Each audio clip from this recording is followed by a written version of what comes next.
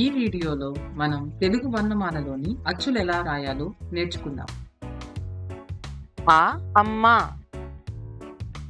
ఆ ఆవు, ఈ ఇల్లు, ఈ ఈగ, ఊ ఉడుత,